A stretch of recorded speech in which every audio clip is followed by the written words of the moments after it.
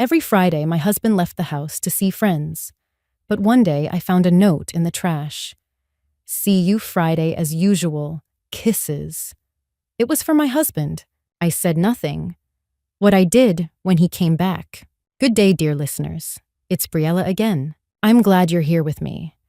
Please like this video and listen to my story till the end and let me know which city you're listening from.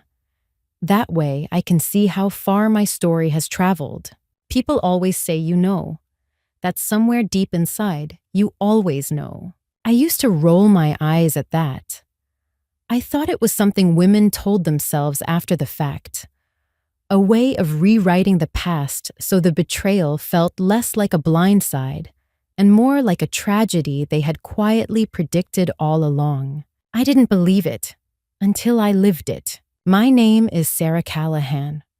I'm 38 years old, and for 11 years I was married to Daniel Callahan, a man I met at a mutual friend's dinner party in Lincoln Park, a man who brought me tulips on our third date because he remembered I'd mentioned once, only once, that roses felt too generic. I thought that meant he was paying attention. I thought that meant something. We lived in a gray and white craftsman house in Elmhurst, a quiet suburb west of Chicago, with a porch swing we never sat on, and a kitchen I had renovated twice because Daniel always had opinions about granite countertops. We didn't have children. That was a choice we made together, or at least I believed it was together. We had a dog, a golden retriever named Biscuit, who slept at the foot of our bed and was, in retrospect, the most honest relationship in that house. Our life looked good from the outside. I was a senior editor at a mid-size publishing house downtown.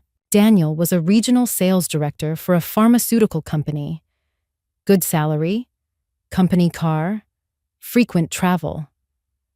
We had date nights. We had a joint savings account.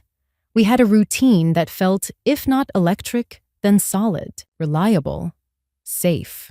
The first signal came so quietly, I almost missed it entirely. It was a Tuesday evening in late September. Daniel came home from work, kissed me on the cheek, and went straight to the bathroom. Nothing unusual, except that when he kissed me, I smelled something. Not perfume exactly, more like the ghost of it, a warmth on his collar that wasn't his. I told myself it was a colleague's hug, a crowded elevator, nothing. I told myself a lot of things that fall. Then came the Fridays. Daniel had always been social. College friends scattered across the city, the occasional poker night, work happy hours. So when he mentioned sometime in October that he'd started getting together with some guys from his old sales team on Friday evenings, I didn't blink. Just unwinding, he said. You know how it is. I did know, or I thought I did. But over the following weeks, I began to notice the texture of those Friday nights. He always left around 7. He always came back after midnight, sometimes closer to 1. He was never drunk, which somehow bothered me more than if he had been. He'd shower before bed, which he'd never done before. He'd be on his phone more than usual in the days leading up to Friday. Not obsessively, not in the way guilty men in movies behave. Just present with the screen in a way he wasn't present with me. I started paying attention with a precision I hadn't known I possessed. I noticed he charged his phone in the kitchen instead of on his nightstand. I noticed he laughed differently on those calls. A lighter, almost younger laugh, one I hadn't heard in years. I noticed that when I asked, casually, which friends he was seeing, the names were always slightly vague. Mike and those guys. You don't really know them. Small deflections, each one individually meaningless, collectively devastating. Still, I said nothing. I am not a woman who detonates without evidence. I am a woman who reads manuscripts for a living. I know how to spot a planted detail, a narrative that doesn't hold, a character whose behavior contradicts their stated motivations. I was reading my own marriage like a manuscript, and the plot had inconsistencies. Then came the Friday in November that changed everything. Daniel left as usual. I was in the kitchen making tea, and Biscuit kept nosing at the small trash can near the back door, the one Daniel used to toss receipts and gum wrappers before heading out. I lifted the lid, more out of habit than suspicion, to see if it needed emptying. There was a folded piece of notepaper on top. I almost didn't pick it up. My hand hovered. Some part of me already understood that the moment I unfolded it, I would cross a line I could not uncross. But I am also a woman who finishes books she starts, even the ones that break her. I unfolded it. See you Friday, as usual. Kiss, that was all. 7 words, handwritten in a looping feminine script I did not recognize. No name, no context needed. The paper smelled faintly of the same warmth I had noticed on his collar 2 months earlier. I stood in my kitchen for a very long time. Biscuit pressed his head against my leg. Outside, the November wind moved through the oak tree in the backyard, and somewhere down the street, a car alarm went off and then stopped. I folded the note exactly as I had found it. I placed it back in the trash.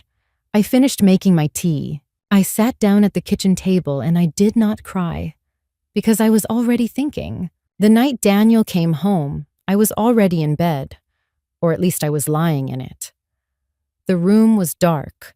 I listened to him move through the house, the soft click of the back door, the refrigerator opening, the familiar sound of him filling a glass of water, then his footsteps on the stairs, then the bathroom light under the door, then the shower. I lay on my side of the bed and stared at the ceiling and did what I do when a manuscript falls apart in my hands.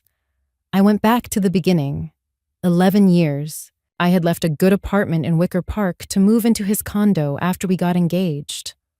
I had turned down a job offer in New York, a senior position at a major literary agency, because Daniel said the timing wasn't right, because he said we were building something here. I had built my entire adult life around the architecture of this marriage. And now I was lying in the dark, listening to my husband shower off the smell of another woman, running the inventory of what I had given and what I had left. The financial picture was the first thing I forced myself to look at clearly, because emotions are harder to count.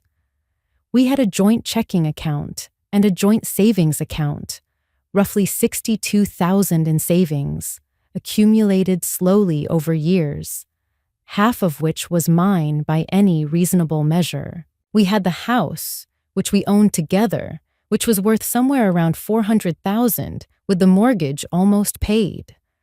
I had my salary. Decent, not lavish. Daniel earned more than I did. I had no independent brokerage account. I had a retirement fund through my employer, separate, untouched. That, at least, was mine alone. I was not broke, but I was not as protected as I should have been. The fear arrived somewhere around 2 a.m, after Daniel had fallen asleep and I was still awake, staring at the ceiling. It wasn't the fear of being alone. I had lived alone before. I knew how. It was the fear of being erased, of a judge dividing our life into columns, of Daniel and whoever she was watching me scramble while they held whatever leverage they had quietly built, of being the woman who didn't know, of being a fool. I am not a fool. By 3 a.m., I had made a decision. I would not confront Daniel. Not yet. Confrontation without preparation is just noise. It gives the other person time to construct a defense, hide assets, align their story. I had edited enough thrillers and domestic dramas to know how quickly a careless first move becomes the thing that costs you everything. I would be quiet. I would be methodical. I would build my case before I made a single sound. The plan came together in pieces over the following days, the way a good outline does. Not all at once, but with an internal logic that solidified as I worked. Step 1. Document everything. I began keeping a small notebook, a plain black moleskin I bought with cash from the Walgreens 2 towns over, in which I recorded dates, times, behaviors, every Friday departure, every late return, every small anomaly. I noted the phone behavior, the shower pattern, the vague names. I dated each entry. I was building a timeline. Step 2. Protect my financial position before he could move anything. I didn't touch the joint accounts. That would be flagged immediately, and more importantly, it would tip him off. But I opened a personal checking account at a different bank, one he had no connection to, and began routing a portion of my direct deposit there each month. Small amounts, nothing dramatic. A cushion, an exit fund.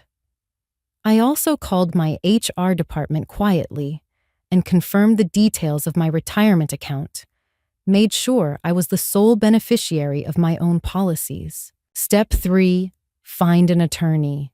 Not a general family lawyer, a divorce attorney, specifically, someone with a track record in Illinois courts, someone who understood asset protection and had handled situations like mine. I didn't call anyone yet, but I researched. I made a short list of 3 names, read their reviews, looked up their case histories. The top name on my list was a woman named Patricia Holt, based in Oak Park, with 20 years of family law experience and a reputation, according to several legal review sites, for being methodical and formidable. I wrote her name in the moleskin and underlined it twice. Step 4, and this was the one that required the most patience, was evidence. The note I had found and returned to the trash was gone by Saturday morning. Daniel had emptied the can himself.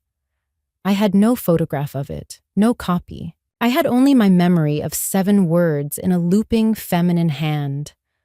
That was not nothing, but it was not enough. I needed something more concrete. And I knew, with a cold certainty that surprised even me, that Friday would come again. It always did. In those days, I moved through the house like nothing had changed. I made dinner. I asked about his week. I laughed at the right moments and was quiet at the right moments. And I watched him the way you watch someone you are studying, not someone you love.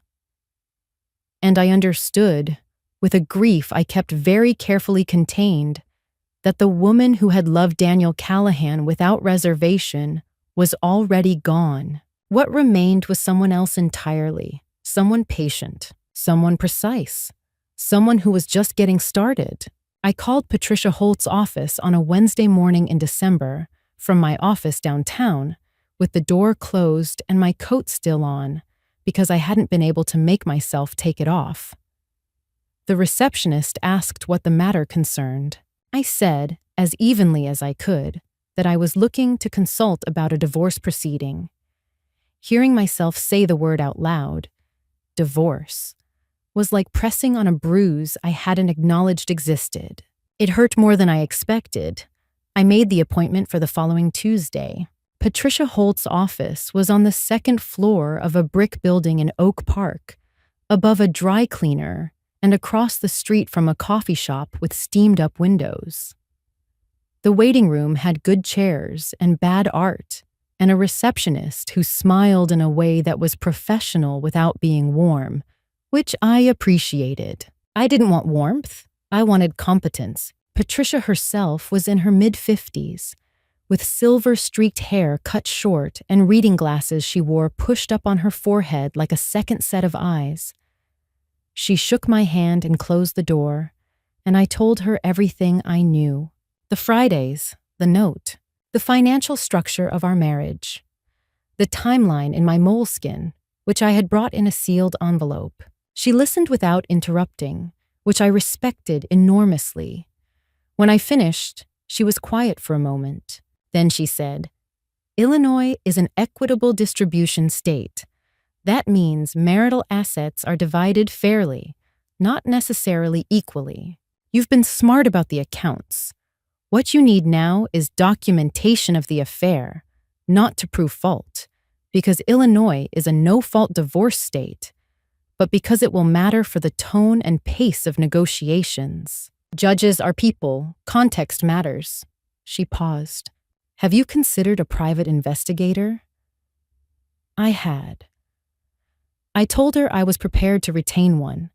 She gave me the name of a firm she had worked with, a man named Gerald Marsh, based in Cicero, discreet and thorough. I wrote the name below Patricia's in the moleskin. That Tuesday afternoon, driving home on the Eisenhower, I felt something I hadn't expected, a thin, clear thread of relief. I had a professional on my side. The machinery had begun to move. I was no longer just a woman lying awake at 3 a.m. I was a client with a strategy. What I didn't anticipate was that the other side had begun to sense something too. It was subtle at first. Daniel, who had always been casually careless with his phone, leaving it on the counter, charging it openly, suddenly became more deliberate. The phone went everywhere with him. He started closing the home office door when he took calls in the evening, something he had never done in 11 years of marriage. And one Friday in mid-December, he came home at a different time than usual. Earlier, just after 10. And when he came into the bedroom, he looked at me with an expression I couldn't quite read. Not guilty, more like assessing. You seem quiet lately, he said. Work has been heavy, I said, without looking up from my book. He stood in the doorway for a moment longer than necessary. Then he said goodnight and went to brush his teeth, and I turned a page I hadn't actually read. He was watching me, which meant she was watching me too. I called Gerald Marsh the following morning. He was precisely what Patricia had promised. Quiet, methodical, with the flat affect of someone who had heard every version of this story and felt nothing about any of them except professional interest. We met at a Panera in Berwyn in a back booth, and I gave him the basic facts. He asked practical questions. He quoted a fee. I paid the first installment in cash I'd drawn from my new account over 3 separate visits to the ATM. He said he'd be in touch. I gave him 3 Fridays. He needed 2. On a Friday evening in early January, Gerald followed Daniel from our house to a condominium complex in River North, 15 minutes from the city center, new construction. The kind of building with a glass lobby and a doorman and monthly rent that cost more than most people's mortgages. Daniel parked in the underground garage. Gerald photographed the car. He photographed the timestamp. He photographed, through a lobby window with a long lens, Daniel in the elevator with a woman, dark-haired, late 30s, in a gray wool coat, who pressed the button for the 14th floor and leaned against my husband's shoulder as the doors closed. Gerald sent me the photographs the following morning as an encrypted file with a brief text message, 14 separate photos, timestamps, license plate confirmation. Call me when you've reviewed. I reviewed them at my kitchen table on a Sunday morning, with Biscuit asleep at my feet and Daniel still upstairs in bed. The photographs were sharp and clear and entirely unambiguous. There she was. Dark hair, gray coat, the easy proprietary lean of a woman who had been doing this for a while and had stopped being afraid of being seen. Her name, Gerald's follow-up report confirmed, was Meredith Colby. She was 36, a marketing consultant, divorced once, no children. She had lived in that River North condo for 14 months. 14 months. I sat with that number for a long time. I closed the file. I sent a single-word reply to Gerald. Received. Then I texted Patricia Holt. I have the documentation. When can we meet? I was calm. Completely, thoroughly calm. Because the note in the trash had been a suspicion. This was a fact, and facts, unlike feelings, cannot be argued with, cannot be rewritten, cannot be explained away over a kitchen table conversation that leaves you doubting your own memory. The point of no return is not a dramatic moment. It doesn't announce itself. It is simply the moment when the last possible version of the story in which you were wrong disappears. And what remains is the truth, standing in your kitchen on a Sunday morning, quiet and immovable. I had reached it, and I was ready. Patricia Holt filed the petition for dissolution of marriage on a Thursday morning in January. I was at work when it happened, sitting at my desk, reviewing a manuscript about, of all things, a woman rebuilding her life after loss. And Patricia sent me a brief text at 10:47, filed. He'll be served within the week. I read the message twice, set my phone face down on the desk, and went back to the manuscript. There was nothing else to do in that moment. The stone had left my hand. All I could do now was watch where it landed. Daniel was served on a Tuesday afternoon at his office. I know this because Patricia's process server confirmed it by text, and because Daniel called me at 3:52 p.m. Not from his cell phone, but from his office landline, which he almost never used, as though he was too rattled to think clearly about which device to reach for. I was in a meeting. I let it go to voicemail. I listened to the voicemail in the parking garage that evening, alone in my car with the engine off. His voice was low and controlled, but I had spent 11 years learning the frequencies of his calm, and underneath the control, there was something tight and frightened. Sarah, I need you to call me. I need us to talk about this before it goes any further. Please call me.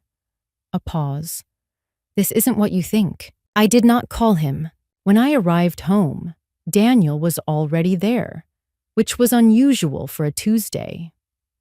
He was sitting at the kitchen table in his coat, as though he hadn't decided yet whether he was staying or leaving.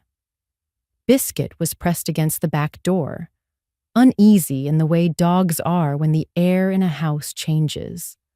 Daniel looked at me when I came in with an expression I had never seen on him before, something that lived between desperation and calculation, and I could see him deciding in real time which one to lead with. He led with desperation. That was a mistake. It told me he was afraid. You could have talked to me, he said. I did talk to you, I said, hanging up my coat. For 11 years. That's not fair. Daniel. I turned to look at him. I have photographs. I have timestamps. I have 14 months of a lease in River North. So let's not have the conversation where I'm being unfair. The color left his face in stages. First the neck, then the jaw, then around the eyes. He hadn't known about the investigator. He hadn't known I had photographs. He had assumed, I think, that this was emotional, a gut feeling, a blow-up, something he could manage and de-escalate with the right combination of remorse and reassurance. The photographs made it architectural, undeniable.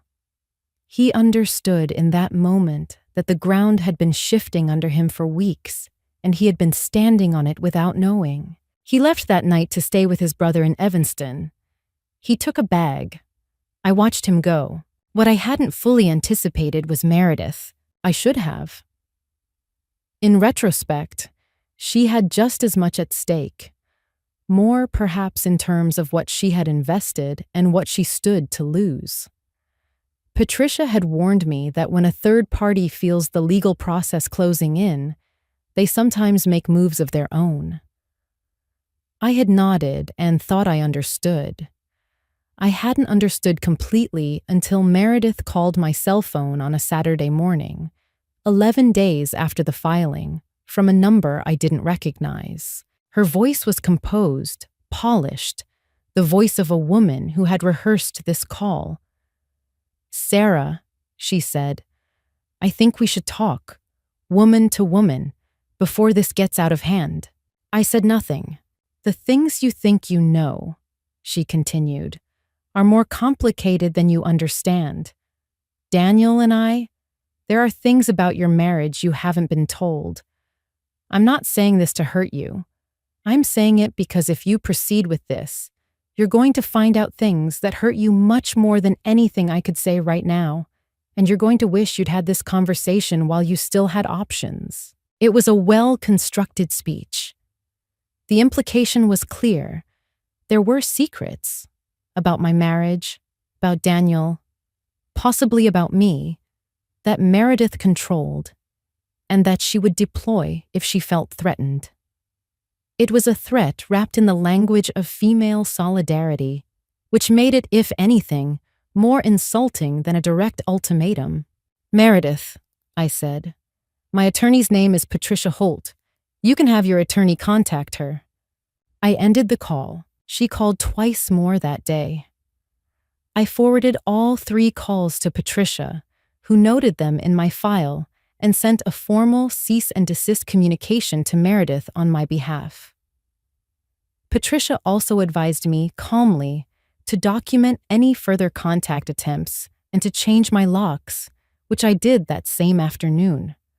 A locksmith from a company Daniel had never used, paid with my separate account. By Sunday evening, the calls had stopped.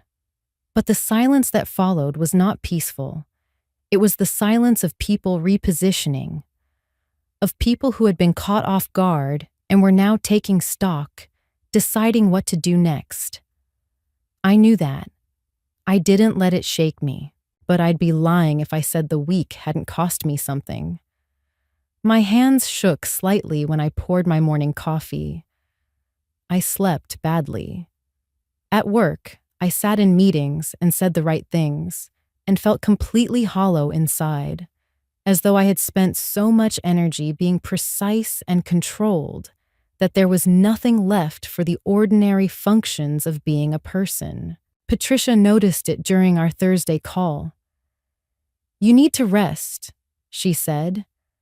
Not sympathetically, but practically, as though rest were a tactical resource I was mismanaging.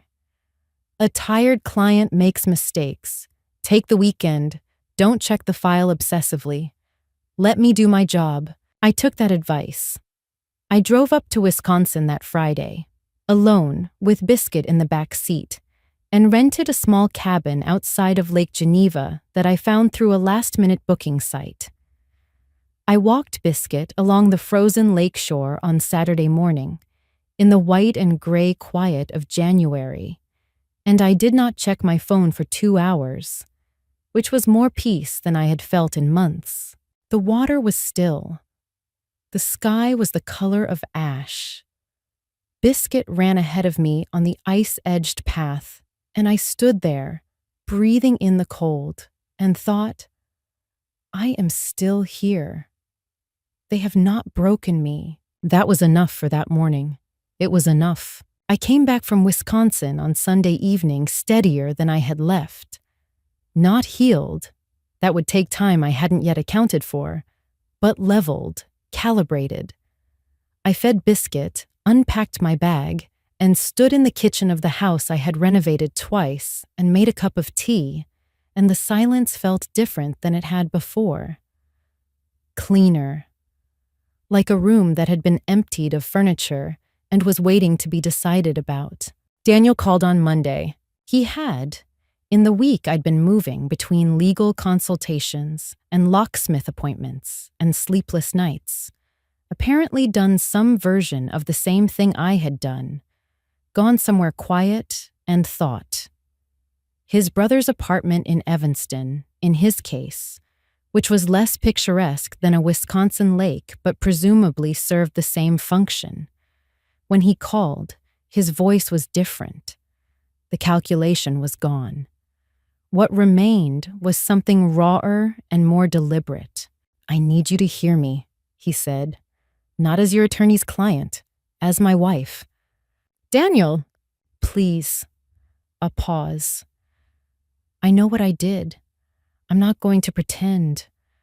I'm not going to tell you it didn't happen or that it meant nothing. You wouldn't believe me and you'd be right not to. But I am telling you that it's over. With her, I ended it. I need you to know that. I sat with that for a moment. Biscuit was asleep in the square of afternoon sunlight near the back door. Outside, someone was shoveling a driveway. Why did it start? I asked. Not because I wanted an answer that would change anything, but because I wanted to hear what he would say. He was quiet for a long moment. I don't have a good answer for that. I have reasons, but they're not good ones. I think I convinced myself that you were fine, that we were fine, that you didn't need things from me that I wasn't giving. His voice caught slightly. I was wrong about that. Yes, I said, you were. Another silence. Then, can we try? I don't know if it's too late. I need to know if it's too late. And here is the thing I did not expect. I felt something. Not love, exactly. Or not the love I would have felt a year ago, before the Fridays, before the shower at midnight, before the note in the trash, but a pull. The residue of 11 years and a man who had once driven an hour to bring me tulips because I'd mentioned, only once, that roses were generic. The ghost of a marriage that had not been entirely invented. I let myself feel it. For 30 seconds, I let myself feel it completely. Then I said, "It's too late, Daniel." He was quiet for a long time. Then, "Is there anything I can do?" "Talk to your attorney," I said. "Cooperate with the process. That's what you can do." I ended the call and sat at the kitchen table and pressed both hands flat against the wood surface, breathing steadily, the way my therapist had once taught me. Though I hadn't seen that therapist in 3 years, which was itself a small indictment. I made a mental note to call her. Meredith, meanwhile, had gone quiet in a way that was more unsettling than her calls. Patricia noted, at our Wednesday meeting, that Meredith had retained her own attorney, a man named Bryce Keller, who Patricia described, with precisely calibrated neutrality, as aggressive. Patricia was not concerned, but she wanted me to be aware. "She's going to try to influence Daniel's position," Patricia said, "to protect herself. What she's protecting herself from, exactly, remains to be seen. But people who call a spouse and suggest they have dangerous information rarely have as much as they imply." I asked what she meant. Patricia looked at me over her reading glasses. "I mean that her opening move was designed to make you feel that she holds power. Whether she actually does is another question. We'll see what Mr. Keller produces." I drove home through the gray January afternoon and thought about what it meant to let someone believe they had power over you while you quietly verified whether they did. The social support came, as it often does, not from where I had expected, but from where it was already waiting. Her name was Donna Reyes, my closest friend from college, now living in Evanston, 2 blocks from where Daniel was staying at his brother's, which was a geographic irony neither of us chose to dwell on. Donna was a high school history teacher, blunt in the way that only genuinely kind people can afford to be. And when I called her on a Thursday evening and told her everything, the note, the photographs, Patricia Holt, Meredith's calls, she was quiet for exactly 4 seconds and then said, "I'm coming over." She arrived with red wine and leftovers from her dinner and the specific energy of a woman who intends to be useful. We sat at my kitchen table until midnight. She did not tell me I should fight for my marriage. She did not tell me I had done something wrong. She listened, and when she spoke, what she said was, "You've been handling this alone for 2 months. You don't have to." It seems like a small thing. It was not a small thing. To have one person who knew the full shape of what had happened, not a lawyer, not a private investigator, not a therapist I was paying by the hour, but a friend who simply knew and was on my side without conditions. That was the thing that got me through the next phase. Not the photographs, not the legal strategy. Donna, sitting at my kitchen table with a glass of wine, saying, "You don't have to." I told her about Meredith's implication, that there were things about my marriage I hadn't been told. Donna raised an eyebrow. "Do you believe her?" I thought about it honestly. "I think she wanted me to be afraid of what I didn't know." Donna nodded slowly. "Which means whatever she knows, she thinks it's powerful enough to stop you. That's interesting." It was interesting. I filed it away. There were things still to be discovered, I knew that. The story wasn't over, but I was no longer reading it with dread. I was reading it like an editor, looking for the logic, following the thread, waiting to see where it went. I was, for the first time in months, genuinely unafraid. They came on a Saturday afternoon in February without warning. I was in the living room with Biscuit when I heard the car pull up. Daniel's company sedan, which he still had, the lease not yet resolved, and then voices on the front porch, low and coordinated, the voices of people who have rehearsed. I understood, before I opened the door, that this was not a spontaneous visit. It was a performance, Daniel. And behind him, slightly to the left, in a camel coat and dark leather gloves, Meredith Colby. I stood in my doorway and looked at her. This was the first time I had seen her outside a photograph, seen her in 3 dimensions, in the winter light, at my front door. She was attractive in a precise, deliberate way, the kind of attractiveness that requires maintenance and effort. Her expression was arranged carefully, not hostile, not apologetic, measured. She had good posture.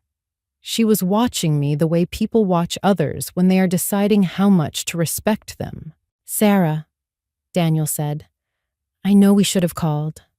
I'm sorry. But we thought, it would be better to do this in person." "Patricia Holt is my attorney," I said. "Her number hasn't changed." "This isn't a legal matter," Meredith said. Her voice was the same one from the phone call, polished, rehearsed, with the faint suggestion of things unsaid. "This is a human matter. We're asking for 10 minutes. I should have closed the door. The fact that I didn't was not weakness. It was intelligence. I wanted to know what they had. I wanted to see what the 10 minutes contained." I stepped back and let them in. We stood in the living room. I did not offer them seats, which I was aware was deliberate, and Meredith looked around the room with an expression that was almost imperceptibly proprietary, a woman surveying terrain she had considered and discarded. I noticed it. I noted it. Daniel spoke first. He said what he'd already said on the phone, that he was sorry, that he wanted to find a resolution that wasn't destructive for either of them. Then he paused and looked at Meredith, and something passed between them. A glance, a permission, the handoff, and she spoke. "Sarah," Meredith said, "I want to be direct with you because I think you're a direct person." She folded her hands in front of her, composed. "Daniel and I have been together for longer than you know, closer to 2 years. She paused to let that land. "In that time, I've been made aware of certain things about your marriage that I think you deserve to know. not as a threat, as information. Another pause. Daniel told me about the miscarriage in 2019 and about what happened afterward, the counseling you refused, the way things changed between you. I'm not telling you this to wound you. I'm telling you because I want you to understand that your marriage had been over for a long time before I was in the picture. The question of fault is a lot less clear than your attorney has led you to believe. The room was very quiet. Biscuit had retreated to the hallway. I looked at Daniel. He was looking at the floor, the miscarriage. He had told her about the miscarriage, the most private, most painful thing our marriage had contained. The thing we had agreed, silently and without words, was ours alone. The thing we had never discussed with family or friends or anyone. He had told Meredith. He had given her that. I stood with that knowledge for exactly the time it took me to take one breath. Then I spoke. "I see what this is," I said. My voice was even. I was surprised by how even it was. "You've come here with something private and painful, and you've presented it as information when it's actually leverage. You're hoping that if I feel exposed, if I feel like my grief is now in the room as evidence against me, I'll be more likely to agree to terms that benefit you." I looked at Meredith. That's not directness. That's manipulation dressed as compassion. And it's not going to work. Meredith's composure shifted slightly. Not much. A small tightening around the eyes. "I'm not trying to—" "You drove to my house," I said, "without an appointment, with my husband, to discuss private medical history in order to pressure me into dropping or altering a legal proceeding. Patricia Holt is going to hear about this conversation in detail. If you have anything further to say it through counsel." Daniel looked up. "Sarah." "Daniel," I said, and the way I said it stopped him. Flat, final. "You told her about the miscarriage. That's what I'll think about when I need to remember why this is the right decision. Thank you for making it clear." They left. Meredith first, then Daniel, who paused at the door with an expression that might have been shame or might have been the face people make when they realize a gamble has failed. The door closed. I heard the car start. I heard it leave. I sat down on the floor of my living room, with my back against the couch and Biscuit pressing his warm weight against my side. The miscarriage. 2019. 7 weeks along. We had told no one. I had cried in our bathroom with the door locked, and Daniel had sat on the other side of the door, and neither of us had known how to talk about it afterward, and so we hadn't. Not really. And the silence had been its own kind of wound. I had not known until this moment that Daniel had carried that wound to someone else and used it as currency. I was afraid, in that moment, not of Meredith and her attorney, not of legal proceedings, but of the specific grief of discovering how thoroughly I had been alone in a marriage I thought I was sharing. But the fear, like she had said on the phone, was more information than threat. And what it told me was this: I had been alone in this marriage for longer than I'd admitted, which meant leaving it was not abandonment. It was accuracy. I picked up my phone. I texted Donna. "They came here together. I'm okay. I'll call you tonight." Then I texted Patricia. "They visited in person, together. I'll write up the full account. I believe it constitutes a further violation of the cease and desist." Patricia's response came within 4 minutes. "Good. Write everything down while it's fresh. This is actually helpful for our position." I got up off the floor. I fed Biscuit. I made dinner. And I was, if anything, more certain than I had been that morning. Some confrontations are meant to break you. They succeed only if you let the fracture define you rather than inform you. What Meredith had brought into my living room was supposed to be a bomb. Instead, it was a map of exactly how far Daniel had gone, what he had given away, and why there was nothing left here worth saving. I was not broken, I was oriented, and I knew exactly where I was going. The deposition was scheduled for a Tuesday morning in March at Patricia's office in Oak Park, in the same building above the dry cleaner, with the professional receptionist and the bad art present. Patricia and I on one side of the conference table.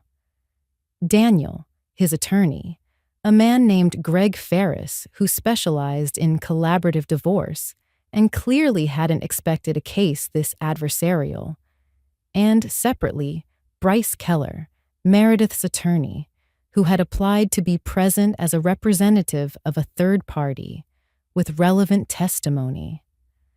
Patricia had allowed it after considering it for 2 days because she wanted Meredith in the room.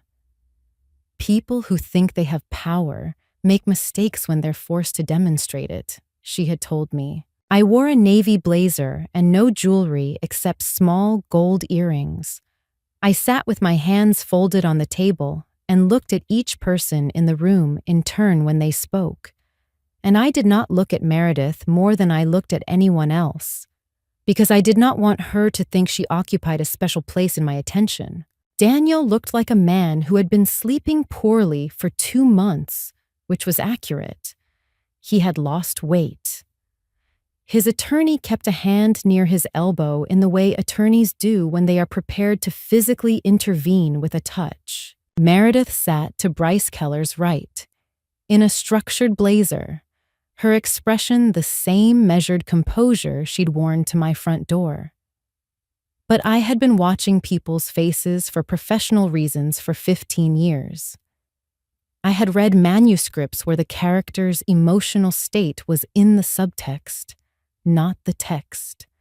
And what I saw in Meredith's face, underneath the composure, was calculation mixed with something that was not quite fear, but was its close neighbor: anticipation. The anticipation of someone waiting to see whether the gamble pays. Patricia opened calmly and precisely. She presented the photographic evidence, Gerald Marsh's work, 14 photographs, timestamp confirmed, professionally documented. She presented Daniel's cell phone records, which her subpoena had obtained, showing a pattern of communication with Meredith's number spanning 22 months, not 14, as Meredith had claimed. She presented the financial record of Meredith's condo lease, which confirmed the start date, and a credit card statement, obtained through discovery, showing that Daniel had contributed to 3 months of that rent. Greg Ferris objected twice. Patricia overruled him, methodically with citations. Then Patricia placed at the center of the table a printed transcript. "This," she said, "is the text message exchange between Mr. Callahan and Miss Colby during the 72 hours following service of the divorce petition, obtained through court-ordered discovery. I'd like to draw attention to the exchange beginning on page 4. I had read the transcript. I knew what was on page 4. It was Daniel and Meredith in the first days of shock after the filing, when they believed they were still private, still coordinated, still ahead. In the exchange, Meredith had written, "She doesn't know about the accounts. We have time." And Daniel had replied, "Are you sure? She's been weird for weeks." And Meredith, positive, "She doesn't have the access. Just stay calm and let me handle the narrative. The accounts they believed I didn't know about." Patricia calmly produced, next, a second set of documents. During the discovery process, forensic accounting on Daniel's finances, which Patricia had requested and the court had granted, had revealed something that Gerald Marsh had not been hired to find, But Patricia's forensic accountant had a separate investment account in Daniel's name, opened 18 months ago, into which he had been routing small transfers from our joint savings, below the threshold that typically triggers spousal notification, done slowly, methodically, to the cumulative total of $41,000. $41,000. Built up over 18 months. Moved so carefully that I hadn't noticed, because I had been watching the surface of our finances, and he had been working underneath it. Daniel's face, when Patricia set that document down, went through a sequence I will not forget. First, confusion, as though he didn't understand what she was placing on the table. Then, recognition. Then, the particular blankness of a man who has run out of moves. Greg Ferris put his hand on Daniel's arm. Meredith's composure held for approximately 4 more seconds. Then she turned to Bryce Keller and said, low and rapid, something I couldn't hear. And Keller shook his head in a way that meant not now or possibly there's nothing to do. We'd also note, Patricia continued without raising her voice, that Ms. Colby's presence at my client's residence on February 15th, in coordination with Mr. Callahan, following a formal cease and desist communication, constitutes a documented violation. This has been submitted to the court. We are not seeking criminal remedy at this time, but it is part of the record. Bryce Keller objected. Patricia acknowledged the objection and moved on. The deposition continued for 2 more hours. Daniel answered questions in the flat, careful voice of a man talking to a judge he is afraid of. At one point, Greg Ferris called a 5-minute recess, and through the glass partition of the conference room, I could see Daniel and Ferris in conversation. Ferris with his hands spread in the gesture of an attorney explaining an untenable position. When they came back, Ferris said that his client was prepared to cooperate fully with an equitable settlement. I looked at Patricia. She looked at me. She gave the smallest possible nod. Meredith, I noticed, was looking at me. Her composure was intact, but it had changed quality. It was no longer the composure of someone who believes they hold leverage. It was the composure of someone maintaining dignity after a defeat. I looked back at her steadily, without hostility, without triumph, without anything except the calm attention of a woman who has read the whole manuscript and knows exactly how it ends. Outside, afterward, standing on the sidewalk in the March cold while Patricia reviewed her notes, I felt the specific lightness of a weight that has been carried so long you forget it is there, until it's gone. How do you feel? Patricia asked, not warmly but practically, as was her way. Ready, I said. She almost smiled. Good, because the settlement negotiation starts next week, and that's where we finish it. The settlement negotiation took 3 sessions over 2 weeks. Patricia had built the forensic accounting into the foundation of every argument, and the $41,000 in Daniel's hidden account gave us leverage that Ferris couldn't maneuver around. The house was mine. The joint savings split equally. My retirement fund untouched. The hidden $41,000 returned to the marital pool and added to my share as compensatory equity.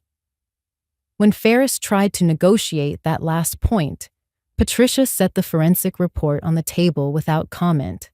He stopped. At one point during the second session, Daniel and I ended up alone in the hallway.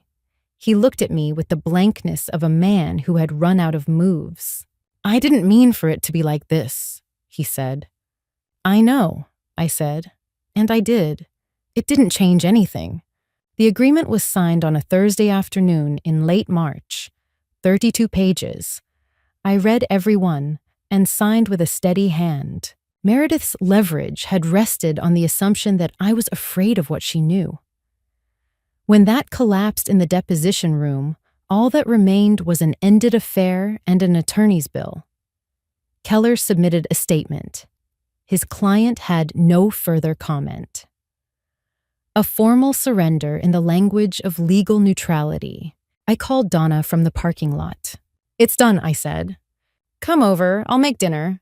I drove to Evanston with Biscuit in the back seat, and I thought about what I was carrying. The house, the equity, the retirement fund, the 11 months of careful deposits. Biscuit, Donna. The knowledge that when they had brought my own grief to my front door as a weapon, I had looked at them and said no. I had been exactly who I needed to be. A year and a half passed. The Craftsman house in Elmhurst became mine in the fullest sense. I repainted the living room a deep, warm gray Daniel would have objected to. I planted a raised bed for tomatoes and herbs and a climbing rose on the back fence. I sat on the porch swing I had never sat on before, on summer evenings, with a book and a glass of wine, and found it exactly as pleasant as I'd always suspected. Work expanded. I was offered the editorial director position I'd been passed over for twice, and I accepted it. I began therapy. I eventually met a man named Paul, who read literary fiction and never made me feel like I was being assessed. It was early and careful and good. As for Daniel and Meredith, they tried. It lasted 4 months. The architecture of an affair rarely survives the removal of its defining feature. In ordinary daylight, without the secrecy and the drama, they found they had less in common than the secret had made it seem. Daniel was consulting on a contract basis now, making less, living alone in Logan Square. Meredith had lost clients and opportunities. Neither outcome surprised me. It was simply the ordinary arithmetic of lives run off course. On a Sunday morning in October, Biscuit and I walked the neighborhood in the early light. Leaves down, maples in their full, ridiculous orange. We came back to the house, and I stood in my kitchen with my coffee and looked at the space I had made mine. This is enough. This is exactly right. The woman who had stood at her kitchen trash can and unfolded a note with 7 words on it. I knew her, but I was not her anymore. She had been standing at the beginning of something. I was somewhere further in, where the view was clearer and the house was warm and mine. That was the life, and it was good. That is my story. I found 7 words in a trash can, and I had a choice. Collapse, confront, or prepare. I chose to prepare. I learned that dignity isn't taken from you. It's surrendered. Or it isn't. I chose not to surrender mine. Meredith thought information was power. She was right. But she had the wrong person's information. If you found that note, what would you have done? Leave a comment. I read everyone. And if this story stayed with you, share it with someone who needs to hear it. Thank you for listening.